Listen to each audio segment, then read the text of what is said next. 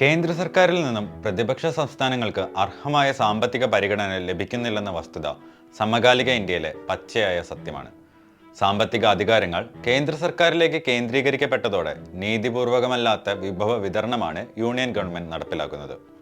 ഇത്തരത്തിൽ സംസ്ഥാനത്തെ കേന്ദ്രം സാമ്പത്തികമായി വലിഞ്ഞുമുറുക്കുമ്പോൾ കേരളത്തിലെ സർക്കാരിനെ കുറ്റപ്പെടുത്താനാണ് ഇവിടുത്തെ കോൺഗ്രസുകാർ ശ്രമിക്കുന്നത്. അതേ കോൺഗ്രസ് ഭരിക്കുന്ന തെലങ്കാനയിലെ അവസ്ഥ എന്താണ്? സംസ്ഥാനം കടുത്ത സാമ്പത്തിക പ്രതിസന്ധിയിലാണെന്നും എല്ലാ മാസവും ആദ്യം സർക്കാർ ജീവനക്കാരുടെ ശമ്പളം നൽകുന്നത് ബുദ്ധിമുട്ടാണെന്നുമാണ് തെലങ്കാന മുഖ്യമന്ത്രി സഭയിൽ സമ്മതിച്ചത്. നേരത്തെ തന്നെ 7 ലക്ഷം കോടി രൂപ സംസ്ഥാനം കടത്തിലാണെന്നും തെലങ്കാന മുഖ്യമന്ത്രി പറഞ്ഞിരുന്നു. മാർച്ച് മാസത്തിൽ കൃത്യസമയത്ത് സർക്കാർ ജീവനക്കാർക്കുള്ള ശമ്പളം നൽകാൻ തെലങ്കാന സർക്കാരിനായില്ല. ദിവസങ്ങൾ വൈകിയാണ് ജീവനക്കാർക്ക് ശമ്പളം കിട്ടിയത്. DA അടക്കമുള്ള അലവൻസുകൾ നൽകാൻ കഴിയില്ല എന്ന് മുഖ്യമന്ത്രി തന്നെ തുറന്നു പറഞ്ഞു. തെലങ്കാനയിൽ ആശമാർക്ക് മാത്രമല്ല അങ്കണവാടിക്കാർക്കും തൽക്കാലം വേതനമില്ലെന്നാണ് രേവന്ത് റെഡ്ഡി പറയുന്നത്.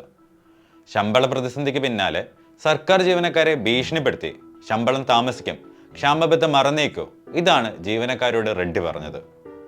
പ്രതിമാസം 18,500 കോടി രൂപ വരുമാനമുള്ള സംസ്ഥാനമായ തെലങ്കാന ഭരിക്കുന്നത് കോൺഗ്രസ് ആണ്. കേരളം സാമ്പത്തികമായി തകരാൻ പോകുന്നുവെന്ന് ഇവിടെ അലമുറയിടുന്ന അതേ കോൺഗ്രസ്. കേരളത്തെക്കാൾ വരുമാനമുള്ള സംസ്ഥാനമാണ് തെലങ്കാന, അതായത് റവന്യൂ മിച്ചമുള്ള സംസ്ഥാനം. റവന്യൂ മിച്ചമെന്നാൽ നികുതി വരുമാനവും ഗ്രാൻറ്റും ചേരുന്ന ആകെ റവന്യൂ വരുമാനം. ശമ്പളം, പെൻഷൻ, പലിശ, സബ്സിഡികൾ, പഞ്ചായത്തുകൾ, സർവകലാശാലകൾ അടക്കമുള്ള വിവിധ സ്ഥാപനങ്ങൾക്കുള്ള ഗ്രാൻറ്റുകൾ, ആശ, അങ്കണവാടി, സ്കൂൾ, ഉച്ചഭക്ഷണ തൊഴിലാളികൾ തുടങ്ങിയ സ്കീം പ്രവർത്തകർക്കുള്ള റെമ്യൂണറേഷൻ തുടങ്ങി സകലമാന റവന്യൂ ചെലവുകൾ കഴിഞ്ഞാൽ മിച്ചമുണ്ട് എന്നർത്ഥം. കേരളത്തിൻ്റെയും തെലങ്കാനയുടെയും അവസ്ഥ താരതമ്യം ചെയ്യുകയാണെങ്കിൽ 2.2 ലക്ഷം കോടിയുടെ ബജറ്റ് എസ്റ്റിമേറ്റ് ആണ് തെലങ്കാനയ്ക്കുള്ളത്. കേരളത്തിൻ്റെതാകട്ടെ 1.38 ലക്ഷം കോടിയും. തെലങ്കാനയ്ക്ക് ടാക്സ് എസ്റ്റിമേറ്റ് മാത്രം 1.64 ലക്ഷം കോടി വരും. കേരളത്തിന് 1.08 ലക്ഷം കോടി. ശമ്പള ചെലവ് 40,000 കോടിയും പെൻഷൻ ചെലവ് 11,000 കോടിയുമാണ്. കേരളത്തിന് 42,000 കോടിയും പെൻഷൻ ചെലവാണെങ്കിൽ 28,000 കോടി രൂപയുമാണ് വരുന്നത്. കേരളവും തെലങ്കാനയും തമ്മിലുള്ള സാമ്പത്തിക അന്തരം ഇങ്ങനെയാണ്. കേരളത്തിലെ അവസ്ഥ പരിശോധിക്കുകയാണെങ്കിൽ ശമ്പളം മുടങ്ങുന്നില്ല, പെൻഷൻ കൃത്യമായി ലഭിക്കുന്നുണ്ട്.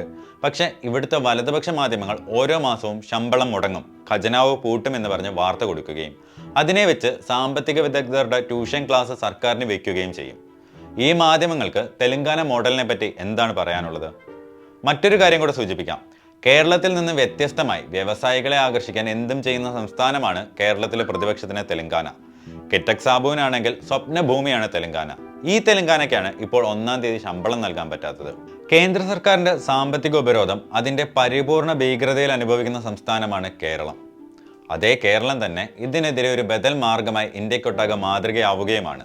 വിദ്യാഭ്യാസം, ആരോഗ്യം, തൊഴിൽ, സാമൂഹ്യ സുരക്ഷ, സമഗ്ര വികസനം എന്നിവയെല്ലാം സമന്വയിപ്പിച്ച് അതിവേഗം മുന്നേറുന്ന കേരളവും ഇവിടുത്തെ ഭരണ സംവിധാനവും മാതൃക തന്നെയാണെന്ന് ഒരിക്കൽ കൂടി തെളിയിക്കുകയാണ് തെലങ്കാനയുടെ അവസ്ഥ. എന്നിരുന്നാലും കേരളത്തിലെ പ്രതിപക്ഷത്തിനും വലതുപക്ഷ മാധ്യമങ്ങൾക്കും ഇക്കാര്യം മനസ്സിലാകുമെന്ന് നമുക്ക് പ്രത്യാശിക്കാൻ പോലും സാധിക്കില്ല.